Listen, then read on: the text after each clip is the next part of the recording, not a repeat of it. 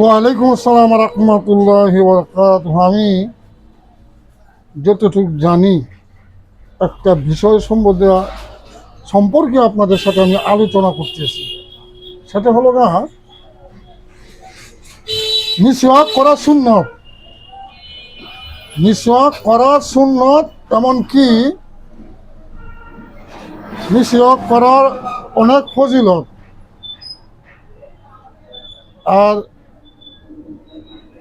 আমি চ্যালেঞ্জ করেছি জাতির সাথে একটি গাছ নিয়ে, সকল গাছের ডালের চেয়ে উত্তম ভালো কোন গাছের মিসওয়াক? মাস্টার ভাই আপনি তো বলেন তো। এখন তো যতটুকু বোঝা গেল যে মেসওয়াক হিসাবে আমরা বিভিন্ন গাছের ডাল ব্যবহার করি, তবে খেজুর গাছের ডালই মেসওয়াক হিসেবে উত্তম। এটা কেন একটু বর্ণনা দিবেন কি? খেজুর গাছের মেসওয়াকটা নরম, দাঁতের মানে কোনো ক্ষতি করে না, দাঁতের এটা উপকারে আসে। এটা মেসওয়াক করতে আরামদায়ক এবং দীর্ঘদিন এটা ব্যবহার করা যায়। আমি যতটুকু জানি এই খেজুর গাছ সম্পর্কে আমি দুইটা কথা বলবো মাস্টার ভাই। একজন সাহাবী যুদ্ধে, কোথাকার যুদ্ধে আমার জানা নাই, মনে নাই, জানা আছে মনে নাই, যুদ্ধে যখন ওই সাহাবীর তরবারি ভেঙে গেল, আল্লাহ রাসূলের কাছে চাইলেন তরবারি। আল্লাহ রাসূল একটা খেজুরের ডাল দিলেন, আর এই খেজুরের ডাল আল্লাহ রাসূলের কাছ থেকে যখন সাহাবী নিয়ে গেল, তরবারি হয়ে গেল। এই হলো তার এক মর্যাদা। আরেক মর্যাদা হলো আল্লাহ রাসূল হিজরত করে যখন মক্কা থেকে মদিনা গিয়েছিল, একটা খেজুর গাছে এলান দেয়া, আল্লাহ রাসূল হযরত মুহাম্মদ সাল্লাল্লাহু আলাইহি সাল্লাম সর্বপ্রথম খুতবা দিয়েছিল ওই খেজুর গাছের মধ্যে এলান দেয়া। এই সেই খেজুর গাছ। আরেকটা হলো ওই খেজুর গাছ সকল মানে সাহারা মরুভূমিতে একটা গাছ আছে, সেই গাছটার নিচে আল্লাহ রাসূল বাণিজ্যে যাওয়ার সময়, চাচার সাথে বাণিজ্যে যাওয়ার সময় বসেছিল।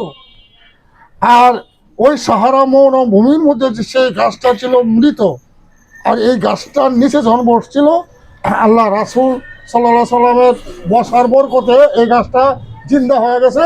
এমনকি ওই গাছটাকে যারা সাহাবীর বলা হয়, কিয়ামতের সময় গাছটা বিলীন হয়ে যাবে। তবে ওই খেজুর গাছটার লম্বা ঘটনা আমি বলতে চাই না।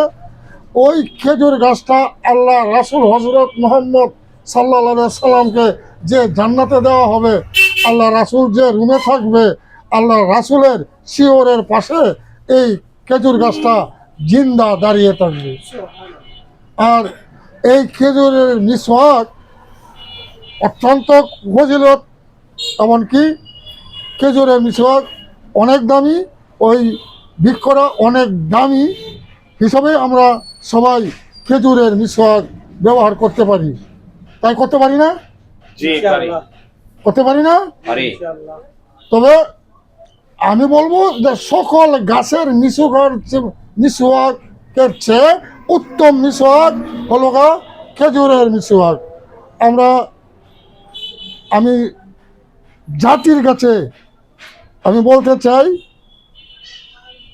আপনারা কার্পেটে এবং জায়নামাজে মসজিদুল আকসা, এমনকি আল্লাহ রাসূল হযরত মুহাম্মদ সাল্লাল্লাহু আলাইহি সাল্লামের যে রোজা মুবারকের উপরে যে মিনারটা আছে, সেটা কাবাঘরের ছবি। আপনারা কার্পেটে ব্যবহার করবেন না, জায়নামাজে ব্যবহার করবেন না, মিসওয়াক ব্যবহার করেন, খেজুরের মিসওয়াক ব্যবহার করেন।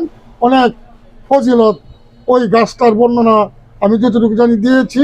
আর আপনারা যদি এর চেয়ে আরও যদি তথ্য জানেন দেবেন। আসেন আমরা গাছ লাগাই, পরিবেশ বাঁচাই, গাছ আমাদের প্রাকৃতিক বন্ধু। আপনারা ছিলাম। আর মাস্টার ভাই, আমি ওই খেজুরের মিসওয়াকটা আপনাকে আমি দিয়েছি, আপনি সুন্নত হিসাবে এই খেজুরের মিসওয়াকটা ব্যবহার করবেন আর আলহামদুলিল্লাহ। সবাইকে উৎসাহিত করবেন। আজকে ডিসেম্বর 1, জি 2025 সনের ডিসেম্বরের 1 তারিখ আপনি আমাকে মেসওয়াকটা দিলেন।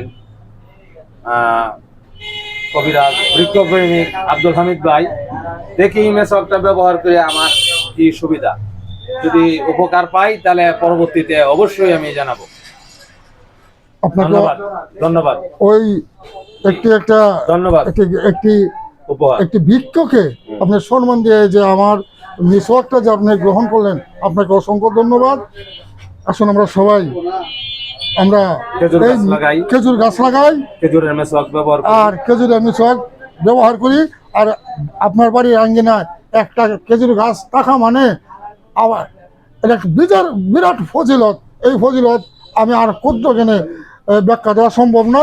তবে প্রত্যেকের বাড়িতে, এমনকি রাস্তার পাশে খেজুর গাছ অত্যন্ত জরুরি। খেজুর গাছ লাগানোর দরকার। সকলকে আল্লাহ পাক ভালো রাখো, সুস্থ রাখো, শান্তিতে রাখো। আসসালামু আলাইকুম রহমতুল্লাহ। ওয়ালাইকুম আসসালাম ওয়া রাহমাতুল্লাহি।